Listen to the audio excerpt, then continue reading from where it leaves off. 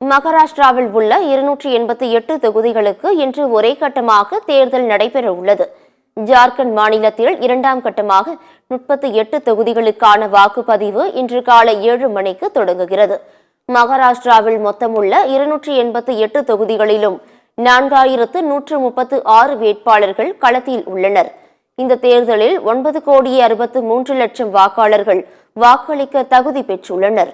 தேர்தலில் காங்கிரஸ், உத்தவ் தாக்கரே, சிவசேனா மற்றும் சரத் பவாரின் தேசியவாத காங்கிரஸ் கட்சிகளை கொண்ட மகா விகாஸ் அகாதி கூட்டணிக்கும், பாஜக, ஷிண்டே சிவசேனா மற்றும் அஜித் பவார் தேசியவாத காங்கிரஸ் கட்சிகளை கொண்ட மகாயுதி கூட்டணிக்கும் நேரடி போட்டி நிலவுகிறது.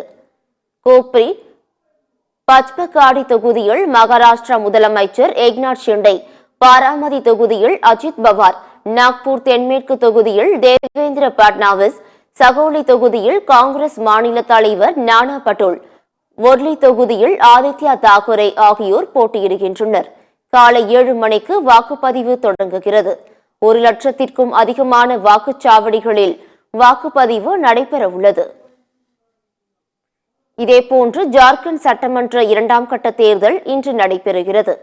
இதில் மாநில முதலமைச்சர் ஹேமந்த் சோரன், அவரது மனைவி கல்பனா சோரன் ஆகியோர் போட்டியிடும் ஃபரைத், கண்டே தொகுதிகளிலும் இன்று வாக்குப்பதிவு நடைபெற உள்ளது. காலை 7 மணிக்கு தொடங்கும் வாக்குப்பதிவு மாலை 6 மணி வரை நடைபெற உள்ளது. 38 தொகுதிகளுக்கான 2ஆம் கட்ட தேர்தலில் மொத்தம் 528 வேட்பாளர்கள் களத்தில் உள்ளனர். 1.23 கோடி வாக்காளர்கள் வாக்களிக்க தகுதி பெற்றுள்ளனர். தேர்தலையொட்டி அனைத்து வாக்குச்சாவடிகளிலும் பலத்த பாதுகாப்பு போடப்பட்டுள்ளது. இதேபோன்று உத்தரப்பிரதேச உள்ளிட்ட 4 மாநிலங்களில் இன்று இடைத்தேர்தல் நடைபெற உள்ளது.